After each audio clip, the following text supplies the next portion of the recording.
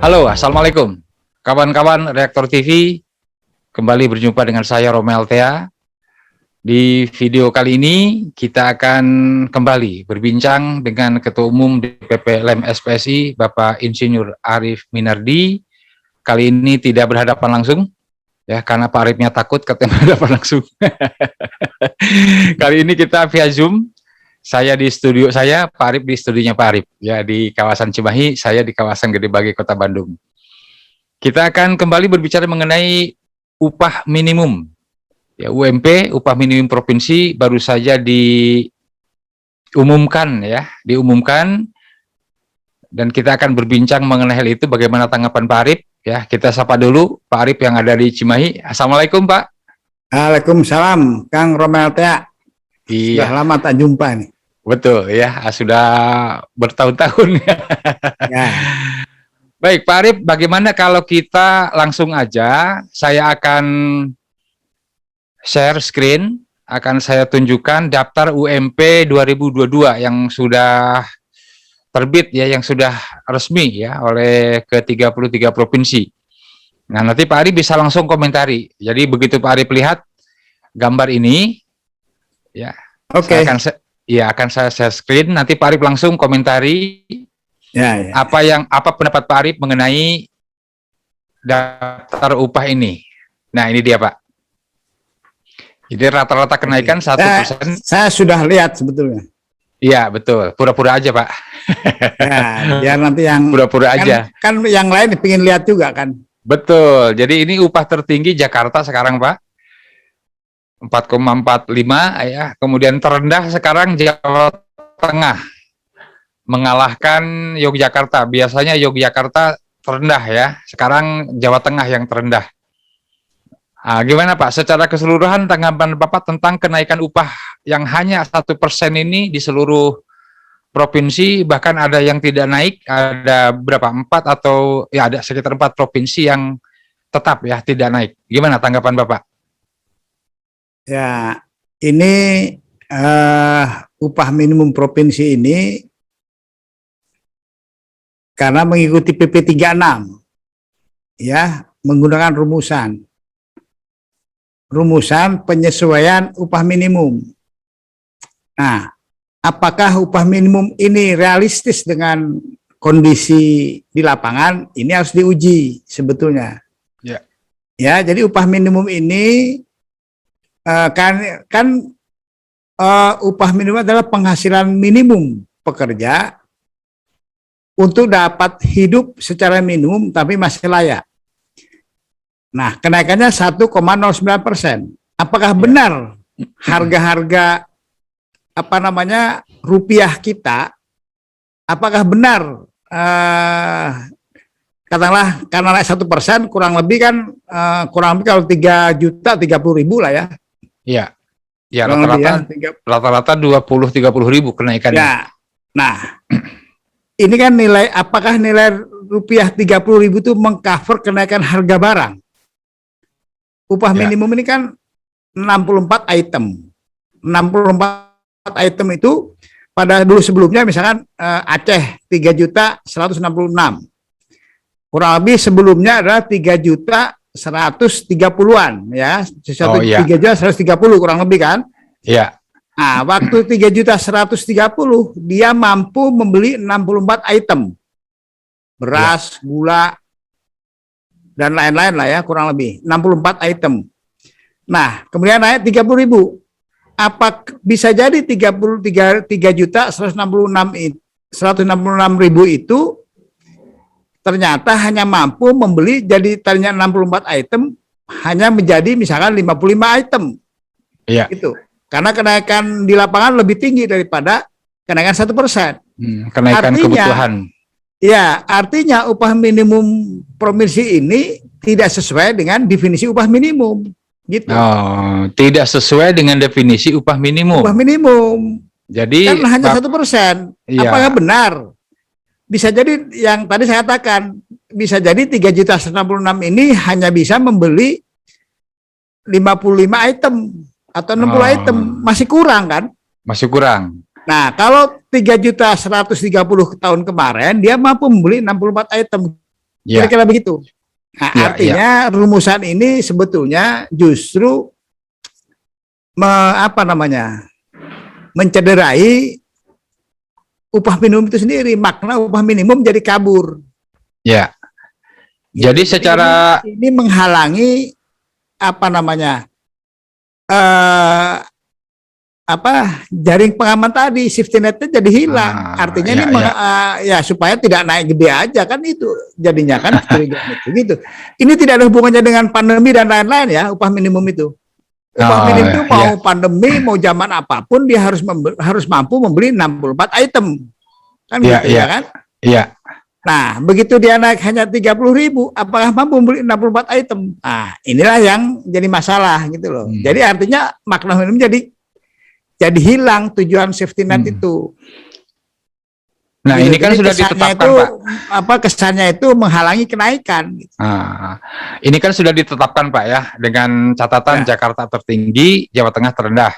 Artinya upah minimum di Indonesia itu terendah 1,8, tertinggi 4,4 juta. Ya. Nah, ini sudah ditetapkan dan kayaknya sih biasanya seperti tahun-tahun sebelumnya tidak bisa berubah kecuali bisa berubahnya di mana ini, Pak? Bisa lebih tingginya didapat oleh buruh atau pekerja ini kan provinsi, Pak. Oke. Jadi Ya. gini, ini upah minimum provinsi. Ya. Ya. Nanti ada lagi upah minimum kabupaten atau kota. UMK ya. Ya, jadi makanya ada beda upah minimum provinsi dan upah minimum kota dan kabupaten. Sebetulnya apabila disparitas harga di satu provinsi itu tipis bedanya, misalnya harga beras di Bandung sama di di Banjar, misalkan relatif hanya beda 100, atau harga pokok yang lain misalnya sayuran misalkan. Di Bandung kangkung misalkan 1.000, di Banjar lebih murah pasti kan 900. Itu kalau beda tipis disparitasnya, ya upah minimum provinsi itu mencakup seluruh kota. Seluruh kota. Tapi kalau karena beda tipis, disparitasnya tinggi, perbedaan antara kota Bandung dan katakanlah kota Kerawang atau Bekasi dengan Banjar, tinggi bedanya, maka ada upah minimum kabupaten kota. Nah, sehingga diceklah setiap masing-masing kota itu apakah harga-harga itu sama atau tidak. Kira-kira begitu. Tipis atau tidak bedanya. Kalau tipis ya upah minimum provinsi, tapi karena ada yang berbeda kayak di Kerawang sama di Banjar. Ya. Jadi misalnya perjuangan buruh, ya perjuangan 1,8 itu biasanya diambil yang terendah. Oh, kalau di Jawa Barat ini Banjar biasanya, Pak. Ya, 1,8. Banjar itu 1,8 itu Banjar kurang lebih. Ya, itu upah minimum terendah di Jawa Barat. Ya. Nah, biasanya kota-kota yang tidak mempunyai upah minimum kabupaten atau kota, kan itu mengikuti upah minimum provinsi. Ya. Karena kota-kota tersebut dianggap harga-harganya mirip dengan Banjar. Kayak gitu. Maka dia mengikuti upah minimum ini. Tapi di Kerawang, Bekasi, Bandung, ya. Nah, itu dia karena dia sampai 4 jutaan, kurang lebih 4 jutaan. Nah, dia beda upah minimum kota kabupaten, muncullah upah minimum kabupaten dan kota. Nah, itu nanti ada penetapan tersendiri. Gitu. Ya. Di situ mungkin perjuangan berikutnya ya. Ya, dari para sekarang buruh. ini sedang rame marak misalkan demo-demo, itu adalah pertarungan di daerah kabupaten kota. Iya. Gitu. Ya, katanya Pak, buruh ini mau ada demo, bukan demo, mogok massal berapa? Tanggal 4 atau 6 Desember gitu, Pak. Tanggapan Bapak gimana? Mogok massal itu kan berarti berhenti bekerja, berhenti produksi. Ya, namanya mogok gimana berhentilah, kira-kira gitu ya. Bukan itu jadi kesempatan nggak buat pengusaha untuk PHK gitu atau pemecatan atau gimana, Pak? Nggak khawatir apa begitu? Oh, nggak bisa karena undang-undangnya melindungi orang yang mau mogok kerja, ya. Tetapi mau mogok itu ada alasan-alasannya, ada alasan-alasan. Nah, alasan-alasan itulah untuk persyaratan untuk mogok itu ada. Misalkan karena perundingan yang gagal, misalkan. Nah, ini misalkan perundingan antara buruh dan pengusaha di tripartit daerah masing-masing itu gagal. Gagal mencapai kesepakatan. Nah, itu diperbolehkan menurut undang-undang untuk melakukan pemogokan. Gitu. Kalau perundingannya tidak gagal, ya nggak punya alasan untuk mogok. Ya. Itu. Nah, itu ketika mogok gagal itu kan ada berita acaranya kan bahwa Ya. kita sepakat dengan itu kira-kira begitu. Ya. Oke Pak, kita tutup dulu.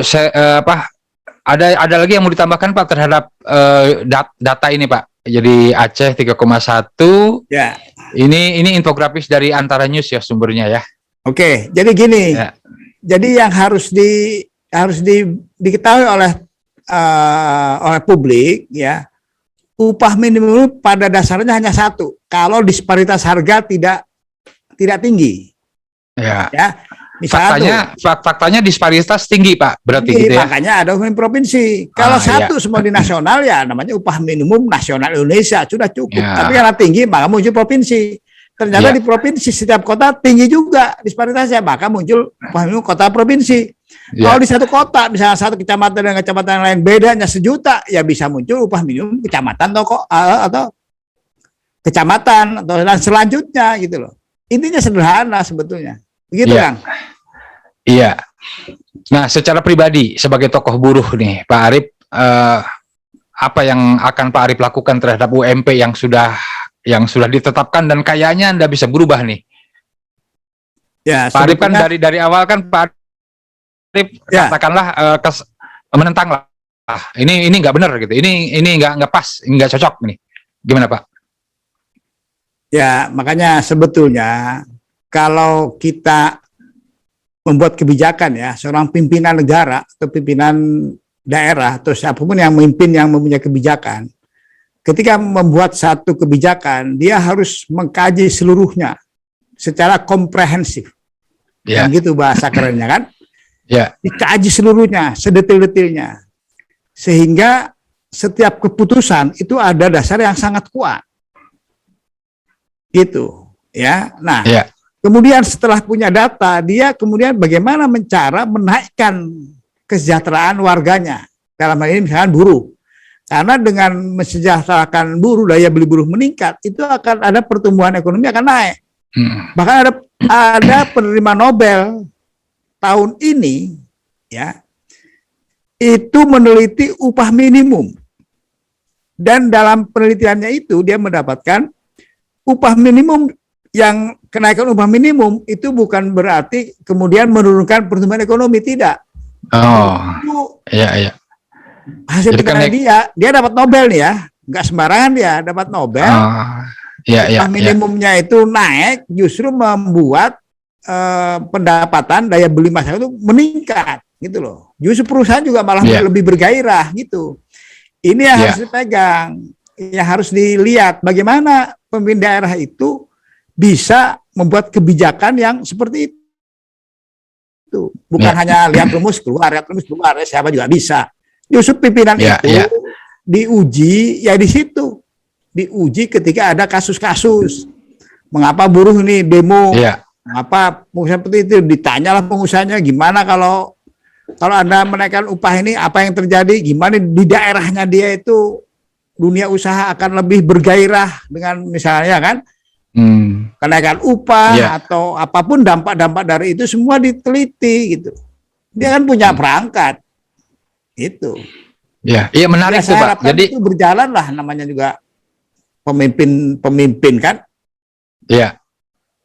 Iya menarik Pak tadi. Kita juga buruh juga nggak ingin lah perusahaan itu bangkrut gara-gara ini kan pengusaha itu sebetulnya saudara lah, keluarga besar. Dirundingkan, ya kan? Ada ungkapan kan Pak, jargonnya gimana Pak? Perusahaan maju, buruh sejahtera gitu ya. Pengusaha untung. Buruhnya sejahtera. Pengusaha untung, buruh sejahtera. Iya, itu bersama-sama. Nah, itulah jargonnya. Kemudian bagaimana negara terlibat aktif dalam memuluskan jargon tadi. Kira-kira gitu. Dengan gagasan-gagasannya, ya kan? Gitu. Yang menarik tadi ungkapan Bapak. Ternyata kalau UMP naik, upah minimum naik, itu bisa menggerakkan roda ekonomi atau pertumbuhan ekonomi ya. Ini mungkin yang jarang diekspos Pak, jarang dikemukakan. Sehingga kesannya kalau upah naik, kesannya kan kalau upah naik pengusaha makin berat, untungnya makin sedikit berkurang karena banyak dianggarkan untuk lebih banyak anggarannya untuk upah gitu. Itu bisa dipertegas Pak bahwa kalau upah tinggi, pertumbuhan ekonomi juga bakal terdongkrak gitu. Ya, itu sederhana sebetulnya. Dan sudah dibuktikan oleh pemenang Nobel. Tapi logikanya sederhana begini. Kalau di satu daerah penduduknya 2 juta, Ya. pekerjanya 500.000, ya.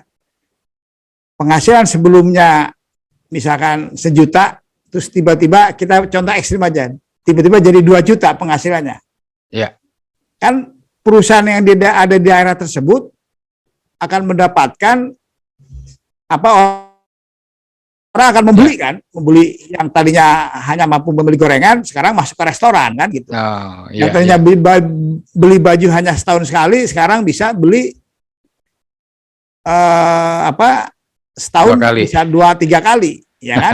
Iya. Nah, kalau Oh, 500 iya. ribu dengan keluarganya ada 1.200.000 misalkan, berarti ada 1.200.000 baju yang dibeli. Nah, 1.200.000 itu dihasilkan oleh berbagai pabrik kan gitu. Kan Ya, naik ya. semua ujungnya gitu loh. Nah, Ya. sekarang ketika naik, apakah perusahaannya akan akan turun bangkrut? Ya mungkin itu kan pernyataan yang salah kurang lebih ya. Makanya ketika dia beli naik, daya belinya kuat, ya dia akan belanja kepada apa? Perusahaan, produktivitas akan permintaan itu akan naik gitu. Iya. Bahasa itunya ada agregat permintaan naik, ya tumbuh ekonominya. Kira-kira Nah, gitu. Pak, ya. Bagaimana ketika perusahaannya misalkan, wah ini kosnya makin tinggi misalkan, ya kan? Ya dilihat itu kos-kos itu di mana. Nah, ketika kos itu memang betul-betul memberatkan perusahaan tersebut, disitulah negara masuk. Ya. Itu Nah, masuk Pak. itu negara. Misal, kenapa Anda? Oh, Anda butuh apa nih? Apa yang membuat Anda? Oh bisa Pak, saya mohon ada misalnya kredit lunak atau jalannya dibenerin karena selama ini jalannya jelek sehingga as roda patah terus, jadi biaya kan gitu. Kemudian banyak hal yang bisa dibenahin. Oh Ya. saya tolong ketika ekspor dibukakanlah kemana ekspornya bisa, itu kan gitu. Di situ negara hadir. Ya. Ada stimulus dari APBN gitu. Banyak hal lah Allah ngasih kita akal. Ya. Nah, Pak, hal-hal yang Bapak kemukakan tadi ya mengenai pengertian yang sebenarnya tentang upah minimum, bahwa upah minimum tinggi justru akan mendorong ekonomi, itu pernah nggak disampaikan ke pihak berwenang Pak, kepada siapa? Bupati, wali kota, gubernur, menteri, presiden Ya, bahkan? saya pikir itu sering lah, bukan ini lagi, sering itu.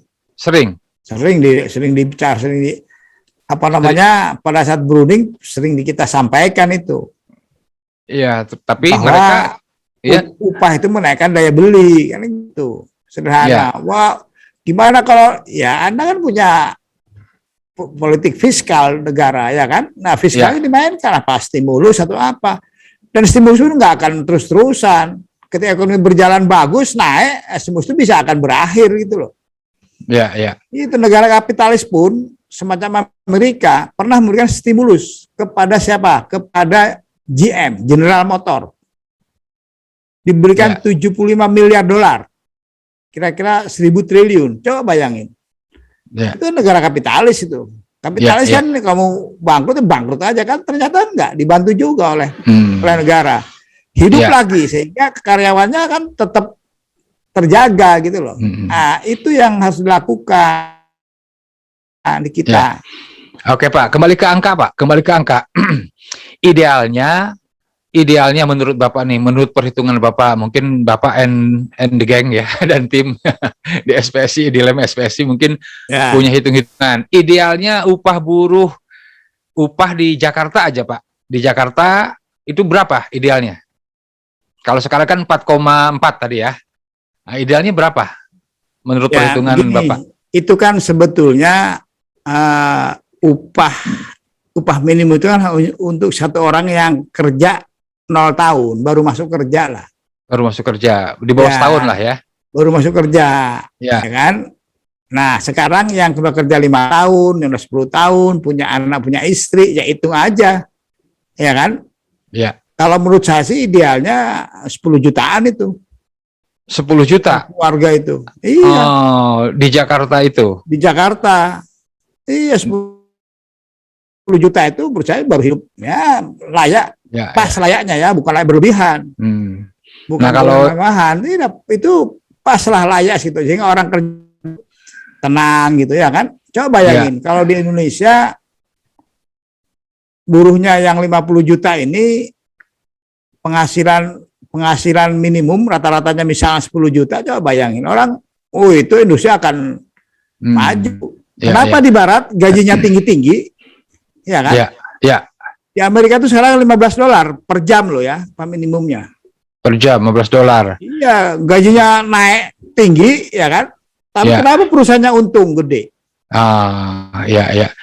Jadi idealnya 10 juta untuk Jakarta ya. Ya, Untuk Bandung berarti turun dikit lah 9 juta gitu Pak ya kira-kira ya. ya di mana? Kenapa angkanya seperti itu ya? Itu hasil inilah ya. Sudah ada hitung-hitungan ya. Ada hitung-hitungannya lah. Ya, itu sama dengan usulan dari wartawan Pak. Ada aliansi jurnalis yang mengatakan idealnya gaji wartawan di Jakarta tahun lalu itu idealnya 7 sampai 8 juta. Ya sekarang mungkin 10 jutaan sama dengan perhitungan Iya, Bapak nyambung iya kayaknya. kan enggak. Kalau hasil ya itu kan hasil apa namanya survei, data dan lain-lain itu kurang lebih begitu. Ya, ya, ya. Sehingga tidak apa namanya, kalau sekarang kan gara-gara begitu akhirnya banyak juga jurnalis yang terpaksa Nah, ya, apa melanggar kode namanya etik. ya menjual Ya, idealisnya kan. ya melanggar kode etik ya. Ya kira-kira Oke. begitu. Ya, Ya ya harusnya jadi cobalah, masa kita mau begini terus sih hidup. ya. Itu Ya kan ini tiap tahun Pak negara begitu. kan, ya kan? Iya, tiap Untuk tahun ini merubah Pak. naik itu, status sosial bisa naik itu, gitu loh. Ya, ya, ya. Jadi ini kan tiap tahun Pak upah minimum ditetapkan selalu dalam tanda petik ribut lah ya, demo, mogok, perdebatan di mana-mana. Ini menurut Bapak sumbernya di mana ini? Sumbernya apa ini? Sumber permasalahan upah minimum di mana nih? Ya, gini, menurut saya sumbernya ya mungkin pemerintah kurang. Ini lama ya, saya tidak memilih pemerintahan karena sekarang ini repot kena buzzer ini. Iya. Orang ngomong ini sedikit saja langsung ini kan gitu ya kan? Iya. Makanya ini kan Ya, terjadi tiap tahun jadi di zaman ini mulai zaman reformasi lah, zaman Habibie, ya, Gus Dur, Mega, SBY, Jokowi, terus. ya, Hanya zaman Soeharto, Pak, perasaan aman-aman saja. ya, oke ya. Jadi menurut saya nggak apa namanya kemungkinan itu apa ya, menganalisa atau ya harusnya ini kan masalah keilmuan, ya kan? Ya. Upah minimum itu keilmuan. Upah minimum untuk hidup layak. Ya. Ada survei, ada keilmuan studi ya. di situ, ada kebutuhan gizi, kebutuhan apa pemenuhan rohani, ada sandang pangan papan lah kurang lebih begitu, dianalisa lah itu bagaimana rakyat itu seberapa itunya. Nah, untuk mencapai itu gimana caranya? Kira-kira gitu. Ya, saya pikir ini apa namanya sederhana ya, tapi kan ternyata ribut terus kan, ya kan? Iya. Ketemu lagi. Iya. Cobalah mulai apa namanya ya, mulai berpikir dengan apa? Dengan tenang, hati bersih, ya kan? Kalau orang Islam bahasnya lillahi ta'ala, bagaimana bekerja, Allah kasih ilmunya. Iya. Mungkin ini kan ada perspektif religius dalam mencari solusi itu. Kemudian ada apa namanya perspektif usaha di dunia. Gimana usaha kita? Ya. Ketika usahanya bagus, caranya benar, hati bersih dengan doa, Allah izinkan, jadilah itu selesai. Ya. Ya kalau penuh dengan kepentingan ini itu, ya mungkin juga ya sudah. Kira-kira begini. Ya, Kira-kira begitu, Kang. ya, ya. Intinya kan ada apa ya? Kalau saya sebagai rakyat biasa, orang awam, ketika mendengar upah minimum lalu ditolak oleh buruh, kan berpikirnya gini, itu kong kali kong pemerintah sama pengusaha. Lawang pengusahanya yang backingin pemerintah, backingin anggota dewan, backingin menteri, backingin mungkin juga mungkin juga backingin presiden. Jadi lebih nurut sama pengusaha daripada berpihak kepada pekerja atau buruh. Itu benar nggak Pak pandangan seperti itu? Ya, kalau memang faktanya begitu. Oh, faktanya begitu ya? Ya kan faktanya itu eh, pemilu mahal. Pemilu mahal, butuh Pemilu modal, mahal, ya kan? butuh duit, pengusaha masuk Duit. gitu. Ya, kemudian ada psikologis yang lain. Orang coba ini manusiawi ini. Ya. Ya, orang senang mana? Ketemu orang kaya sekali sama ketemu orang miskin. Ya kan? Ya, ya, ya. Ketemu orang biasa lah, jangan orang miskin. Ya. Orang kaya sama orang biasa. Orang pasti senang ketemu orang kaya karena ada kemungkinan kecipratan rezekinya kan gitu. Iya, bisa Ya. minjem duit ya. Ya, bisa minjem duit. Kalaupun pertemuan itu sambil makan, pasti makannya di restoran yang mahal kan gitu. Coba orang biasa, ya ketemu ngobrol di pinggir jalan lah. Itu manusiawi. Nah, tetapi bagi pemimpin itu dia disitulah kelebihan terlihat seorang pemimpin itu kapasitasnya. Ya. Ya kan? Oke. Dia adil baik kepada pengusaha maupun kepada buruhnya. Nah, disitulah jadi karena mahal inilah akhirnya yang kejadiannya seolah-olah penguasa dan pengusaha ini bersatu.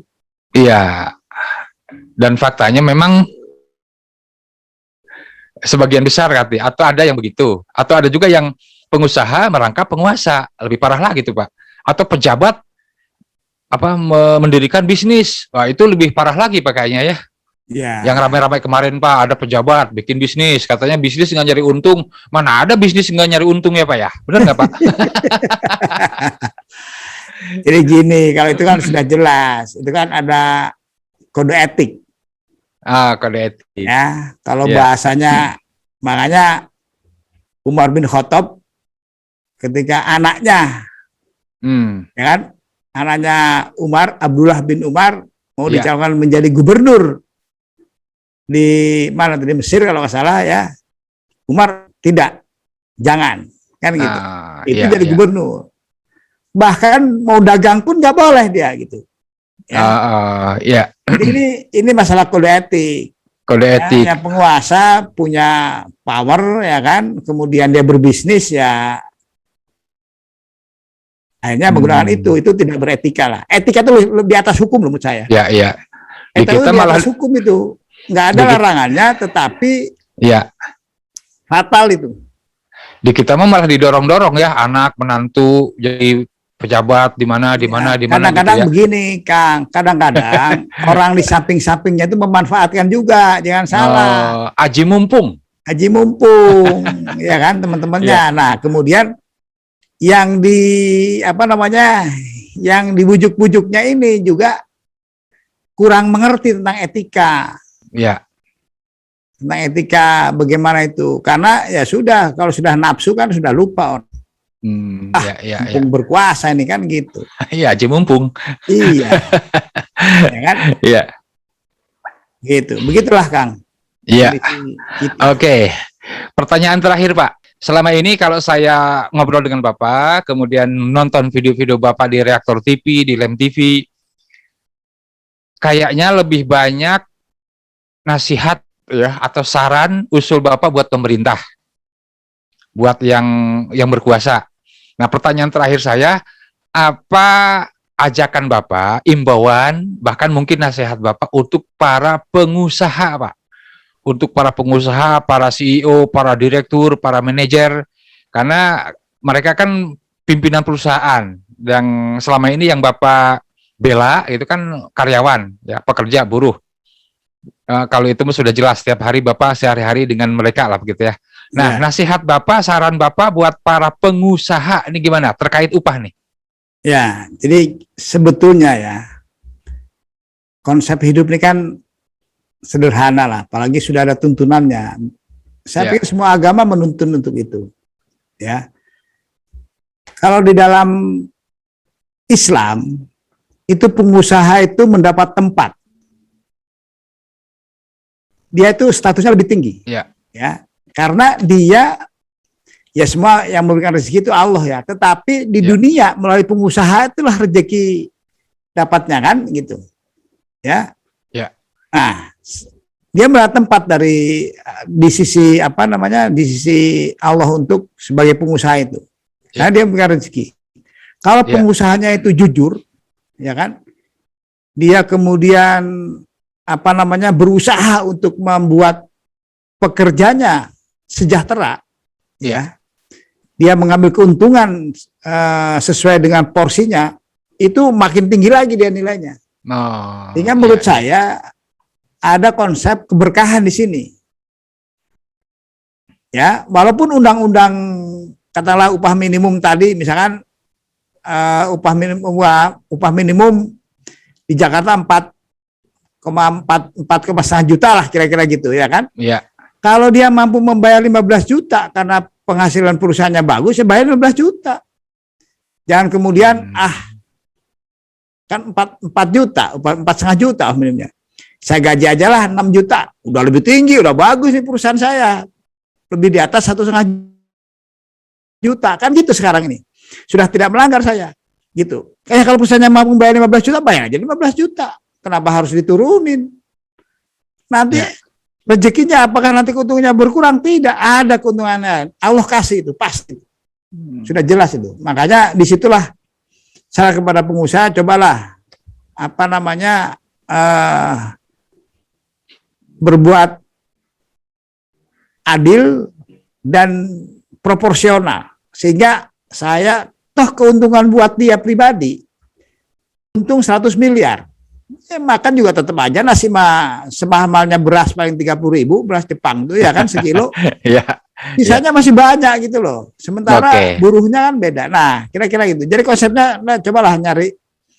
Kalau bicara enak, jujur, ketika perusahaan turun, itu karyawan, ya Pak, saya gaji nggak apa-apa Pak, dia karena perusahaannya begini, saya paham perusahaan, karena Bapak baik ya kan, Ya. jujur, ketika naik lagi, itu pasti begitu. Nggak akan ada keributan. Ya. Upah minimal biar aja upah minimum sesuai dengan apa para pakar membuat satu apa namanya membuat definisinya, menentukan harga-harganya gitu. Tapi pengusaha sesuai dengan apa namanya kemampuannya dan Ya. terbuka gitu loh. Jangan ketika rugi ngomong, ketika untung diem-diem kan itu. Ya. Baik. Nah, kalau bisa menyenangkan orang kan enak kan? Iya, betul. Betul. Misalkan saya pengusaha, lihat karyawan saya, wah bisa beli mobil semua, ya kan? Iya. Ya. Jangan Pak, jangan beliin mobil Pak, macet. Iya, udahlah, terserah, yang penting bisa hidup layak, ya Iya, kan? rumah bagus gitulah. Rumah bagus, istri, anak bisa sekolah tinggi, Iya. kan? Ternyata Iya. itu pengusaha dapat pahala gede itu. Iya. Karena pengusaha itu, makanya pengusaha itu istimewa semua tempatnya. Tapi kalau istimewaan itu kemudian ada sedikit curangnya, ada ini kepentingannya tinggi, ya udah keberkahannya hilang itu. Iya. Baik, saya coba simpulkan Pak obrolan kita sejak awal. Pertama tentang upah, UMP, upah minimum yang ditetapkan oleh pemerintah, sebetulnya belum cocok, belum pas, masih terlalu rendah. Setuju Pak ya? Ya. Masih terlalu rendah. Idealnya 2 kali lipat dari yang sekarang. Kemudian kepada pemerintah diimbau atau diminta, karena kita rakyat Pak, rakyat kan yang berdaulat. Iya. Ya, iya. Dicocokin harganya. Iya, pemerintah mohon dengan fair, dengan adil, jangan terlalu berpihak ke pengusaha, tapi berimbanglah antara keberpihakan kepada pekerja dan pengusaha, gitu Pak ya. Ya. Ya, kajiannya juga yang fair, yang benar gitu kali kira-kira. Kemudian kepada pengusaha, Anda orang istimewa, Anda bisa menghidupi banyak orang. Kalau Anda berbuat lebih baik lagi, menggaji buruh lebih tinggi, ya kalaupun UMR-nya sesuai UMK aja, tapi nanti ada bonus-bonus tiap bulan yang tambahin lebih bagus lagi Pak ya. Anda lebih mulia ya kalau orang Muslim ya mendapat posisi istimewa ya di sisi Allah Subhanahu Wa Taala gitu Pak ya. Oke Pak, terakhir ada pesan buat para buruh aja, buat pekerja nih, khususnya para pekerja yang tergabung di LEM SPSI, apa imbauan Bapak nih, singkat aja Pak. Ya, kita saat ini kita berjuang, ya tarafnya berjuang, dalam hidup memang harus berjuang terus. Ya. Kita berjuang dengan keilmuan, ya ada dasar-dasar pijakan yang kita gunakan dalam perjuangan itu. Ada dasar, ada keilmuan, kemudian ada gerakan. Ya. Jadi mohon sabar kepada teman-teman, ya. Terakhir berdoalah kepada Allah Subhanahu Wa Taala, Ya. karena dialah yang memberikan rezeki, ya kita hanya berusaha. Ya. Itu sabar, berjuang terus, ikuti perintah sesuai dengan, kita juga memerintahkan sesuai dengan undang-undang yang ada. Iya. Ya, begitu sampai mudah-mudahan pemerintah mendengarkan suara kita dan mau menanggapi, karena solusi juga kita, kalau kami biasanya